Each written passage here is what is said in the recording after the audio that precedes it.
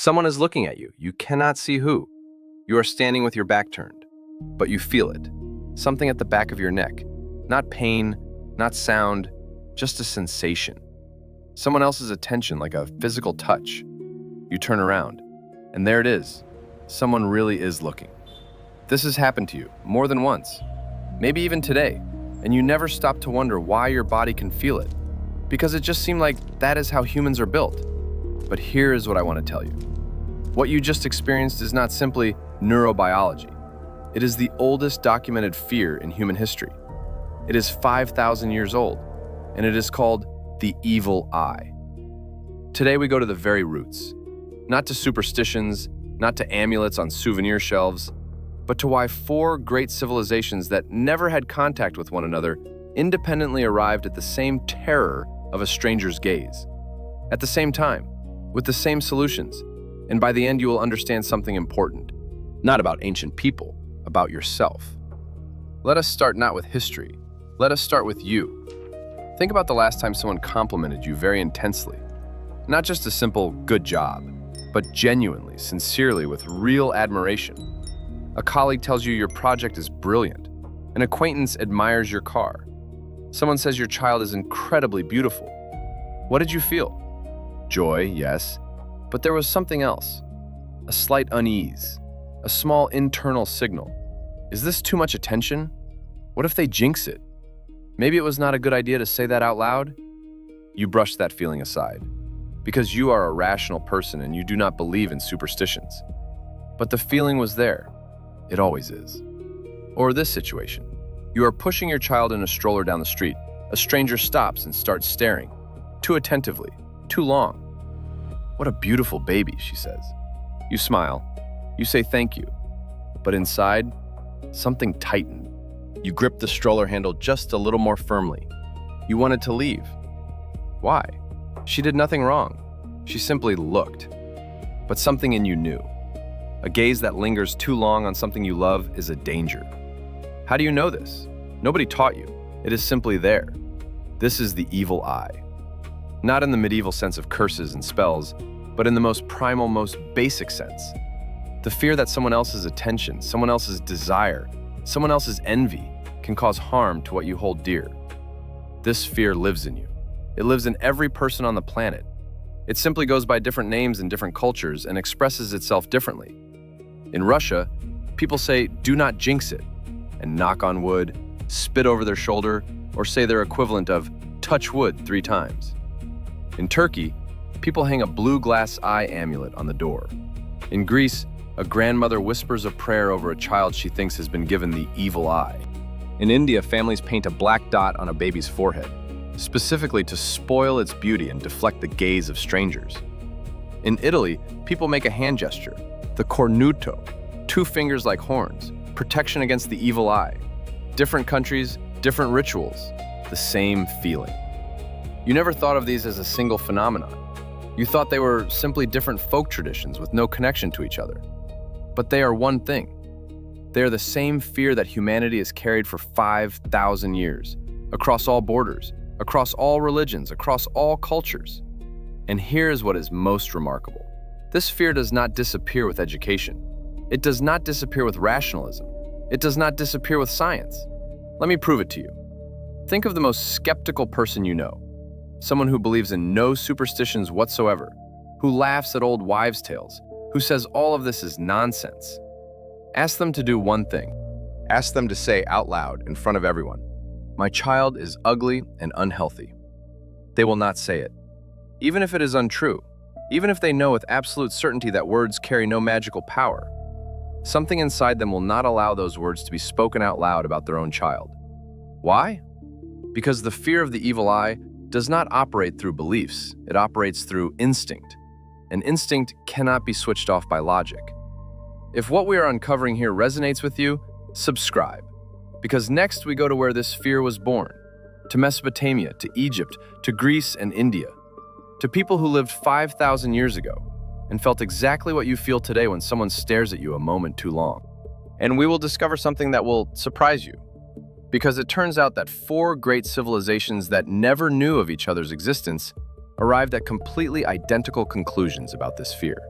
At the same time, this is not a coincidence. It tells us something very specific about how the human mind is built. And that is exactly what comes next. Mesopotamia. Approximately 3,000 years before the Common Era, between the rivers Tigris and Euphrates, exists a civilization that invented writing, the wheel, the first laws, and the first cities. The Sumerians, one of the most advanced cultures of the ancient world. And they have a problem. People fall ill, children die, harvests fail, livestock collapse. A successful merchant suddenly loses everything. A young, beautiful woman begins to waste away for no visible reason. Why? The Sumerians have an answer.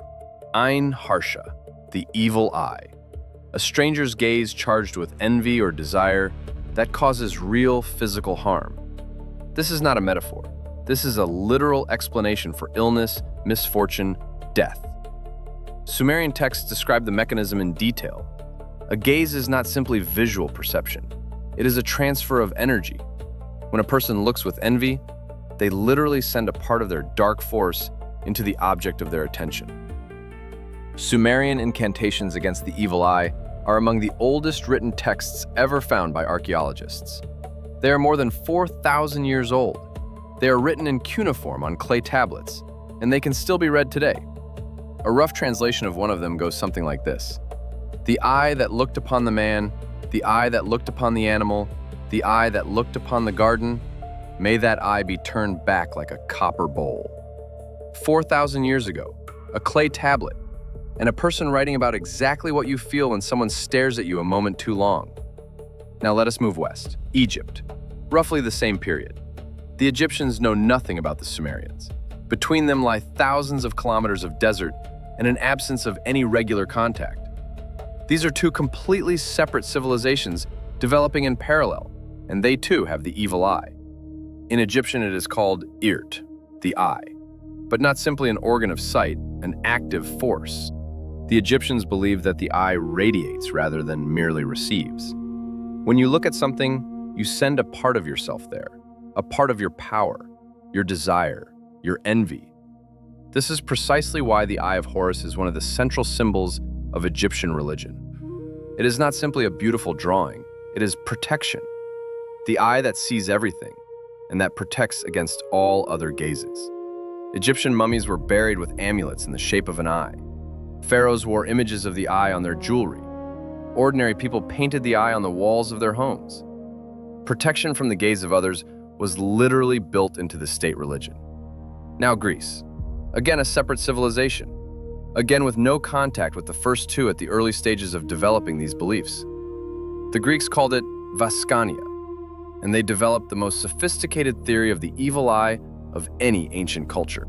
Greek philosophers, including Aristotle and Plutarch, wrote about the evil eye with complete seriousness, not as a superstition, but as a phenomenon that required scientific explanation.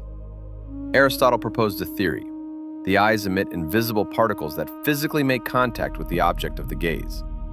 The gazes of envious people are especially dangerous because their internal state changes the quality of these particles. Plutarch went further. He wrote an entire treatise on the evil eye in which he explained, some people possess an exceptionally powerful gaze. Their emission force is so great that it can cause harm even without intention. They simply looked at a beautiful child and the child fell ill. Not because they wanted to cause harm, simply because that is how their gaze is built. This sounds like superstition, but wait, because in a few minutes I will show you that modern neuroscience says roughly the same thing, only in different words. But first, India. The fourth civilization, separate from the first three. Dravidian culture, then the Vedic tradition. And again, the evil eye. In Sanskrit, it is called drishti, the gaze, or nazar, a word you have certainly heard, because through the Arabic language it spread across the entire world and gave its name to the Turkish amulet sold in every airport today. In India, the tradition of protection from the evil eye is so deeply embedded in the culture that it exists to this day in an absolutely living form. The black dot on a baby's forehead, the tika, is a deliberate marking of imperfection on the child's appearance to deflect envious gazes. The logic: if the child appears imperfect, a stranger's gaze will not linger on them long enough to cause harm. 4,000 years of tradition, and Indian mothers still do this today. So, the Sumerians, the Egyptians, the Greeks, the Indians, 4 civilizations. Not one of them knew about the others when they first recorded the sphere, and all 4 arrived at the same conclusion. A gaze charged with envy or desire can cause real harm. This is not cultural exchange. This is not borrowing. This is the independent discovery of the same phenomenon. The question is, why? There are 2 possible answers. The first, it is true. A gaze really does carry some kind of force that ancient people sensed correctly, even if they explained it with the wrong words. The second, it is not literally true, but something in the human brain generates this fear independently of culture, which means it is biologically hardwired. Both answers are equally fascinating, and we will return to both in the final part. But first, protection. Because if there is a fear, there must be a defense. And here the story becomes even more interesting. Because protection from the evil eye was also invented independently, in different cultures, at different times. And these protections are remarkably similar to one another. Let us start with the nazar. The blue glass eye amulet you have seen 1,000 times, on keychains, on the walls of homes, on jewelry. Its birthplace is Anatolia, the territory of modern Turkey. People were making it from glass there 3,000 years ago. The logic of the nazar is simple and brilliant. An eye against an eye. If an evil gaze is directed at you, the amulet with the image of an eye will intercept it. Gaze meets gaze and neutralizes it. This is precisely why the amulet was made from blue glass. In the Mediterranean world, blue and green eyes were considered especially dangerous. They are rare, which means they carry a special power. The blue color of the amulet reflected exactly that, the most powerful type of gaze. Today, the nazar is sold in every Turkish airport by the millions every year. It is bought by tourists from Germany, Japan, Brazil, Russia, people who have no idea about its history. They simply feel something in this object, something that catches them. This is not an accident. This is 5,000 years of human fear cast in glass. Next, the hand of Fatima, the hamsa, an amulet in the shape of an open palm with an eye at its center. It is used simultaneously by Muslims, Jews, and Christians, 3 religions that disagree on virtually everything else. But on protection from the evil eye, they are unanimous. The hand as protection is also a universal gesture. To raise an open palm toward a threat, to stop it, to block it. This is a gesture understood without words in every culture in the world. And finally, the red thread. It appears in Kabbalah, in Hinduism, in Buddhism, in Slavic paganism, in different forms with different explanations. But everywhere a red thread on the wrist means one thing: protection from the gaze of others. Why red? Blood, life force. The color red that is seen first and stops a gaze upon itself, not allowing it to reach you. 3 different objects: glass, metal, thread. 3 different forms, but one function: to intercept, reflect, and neutralize the gaze of another. And here's what is remarkable. All of this still exists today, not as museum pieces, but as living practices of billions of people. The nazar hangs in cars and homes. The hamsa is worn around the neck. The red thread is tied around the wrist. 5,000 years, and not one of these traditions has died. Why? Because the fear that gave birth to them has gone nowhere. It lives in you right now. And in the next part, I will tell you something that will surprise you. Modern science, neurobiology, and psychology has given this fear a new explanation. Not a mystical one, a biological one. And that explanation turned out to be no less unsettling than Sumerian incantations written on clay tablets. So, you now know that 4 great civilizations independently arrived at the same fear. You know about the nazar, the hamsa, the red thread. You know that for 5,000 years, people protected themselves from the same thing. Now, I want to tell you something that changes the entire picture. Because in the 20th century, scientists finally decided to examine this properly. Not from the perspective of religion, and not from the perspective of superstition, but from the perspective of biology.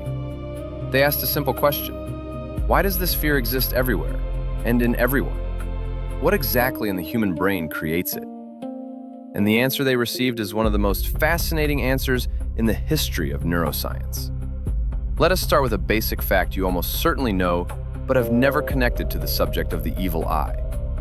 Human beings are the only creatures on the planet whose eye whites are visible from the outside. In every other animal, the iris occupies almost the entire visible surface of the eye. In a dog, in a cat, in a chimpanzee, you cannot tell exactly where the animal is looking simply by glancing at its eyes. The direction of the gaze is hidden. In humans, it is not. The white sclera on both sides of the iris makes the direction of a gaze completely obvious. You know instantly where another person is looking, from several meters away, without a single word. Scientists call this the cooperative eye hypothesis. This feature evolved because humans needed to coordinate actions within a group. Hunting, building, defense, all of it required an instant understanding of where the person beside you was looking. The white sclera made the gaze readable. But this created something else. If you can see exactly where another person is looking, you also know with precision when they are looking at you, and your brain reacts to this immediately. Neurobiologists ran experiments. They showed people photographs of other people, some looking directly into the camera, others looking to the side. The brains of the subjects responded to direct eye contact in a fundamentally different way. Regions associated with social evaluation, with anxiety, with the sensation of being assessed, all lit up. A direct gaze from a stranger activates the same regions of the brain as a physical threat, not because a gaze is dangerous in itself, but because a gaze is a signal. It means you have been noticed, and being noticed in the natural world is always a potential danger. Either a predator is looking at you, or a rival is assessing you, or an enemy is choosing the right moment to strike. Millions of years of evolution made humans hypersensitive to the gaze of others. This is not superstition, this is survival. And here's where it gets most interesting. Studies have shown that humans are capable of sensing a gaze directed at them from behind, without visual contact. Simply that feeling at the back of the neck that I described at the very beginning of this video. This is called gaze detection. And it is a real neurobiological phenomenon, not mysticism. The mechanism works like this. Human peripheral vision is far more sensitive to movement and to social signals than central vision. It processes information faster and at a deeper, less conscious level. When someone turns to look at you, peripheral vision catches that movement and immediately signals the brain. Attention is being directed at you. You do not consciously register this process. You simply feel the gaze. The Sumerians explained this by saying that a gaze carries physical force. They were right about the sensation, but wrong about the explanation. A gaze really does carry information. A gaze really does physically affect you through neurobiological mechanisms that the Sumerians could not have known about, but sensed with absolute accuracy. Now about envy. Because the evil eye is not just any gaze. It is a gaze charged with envy or admiration. And here science again confirms the ancient fear, but explains it differently. Psychologists have established that when a person experiences intense envy, their behavior changes. They begin to act differently toward the object of their envy, sometimes consciously, more often unconsciously. They may sabotage, they may spread negative information, they may simply fail to help at a critical moment.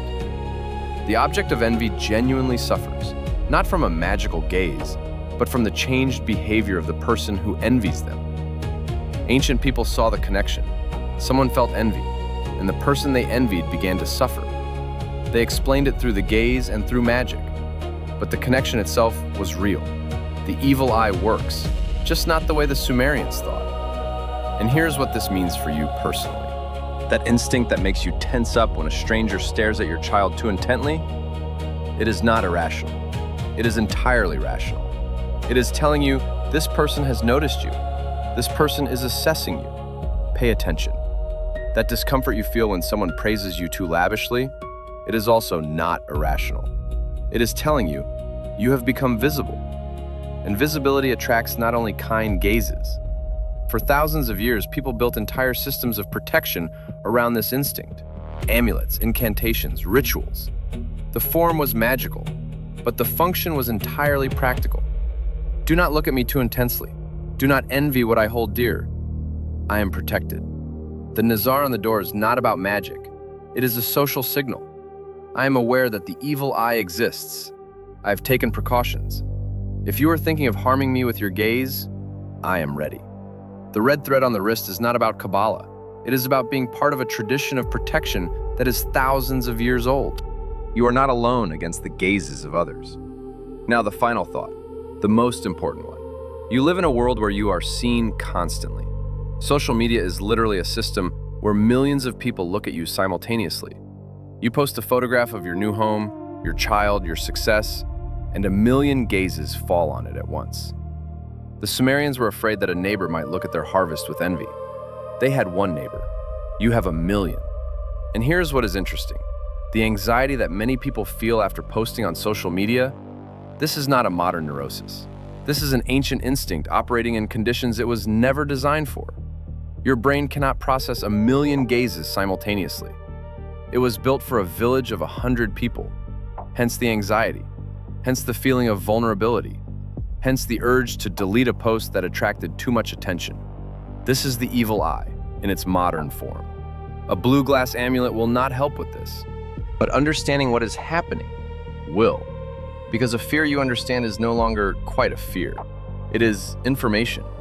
Your brain is signaling, you are visible. Pay attention to who sees you and what they do with that. This is what the Sumerians said 4,000 years ago. This is what neuroscientists say today. The form has changed. The essence has not. And the last thing I want to say, the next time you hang a blue amulet on your door or knock on wood or say, do not jinx it, you are not showing weakness or irrationality. You are joining 4,000 years of human experience. Billions of people who felt exactly what you feel and looked for a way to live with it. This is not superstition. This is memory. The collective memory of humanity about the fact that the attention of others is a force, and something needs to be done with that force. If this video shifted something in the way you think about the things around you, hit like. It is a signal to keep going, to keep digging deeper, to keep finding more stories like this one, because there are many of them. Behind every ordinary gesture, behind every familiar object, behind every tradition you took for granted, stands exactly this kind of story. Ancient, strange, and in the end always about you. In the next video, we are taking apart something found in every home. An object that people hang above their front door, wear around their neck, give as a gift for good luck, and which originally appeared as protection against creatures that came in the night to steal children and leave something else in their place. This is not a fairy tale. This is the horseshoe, and its story begins with a blacksmith, a devil, and a deal that went very wrong. See you there.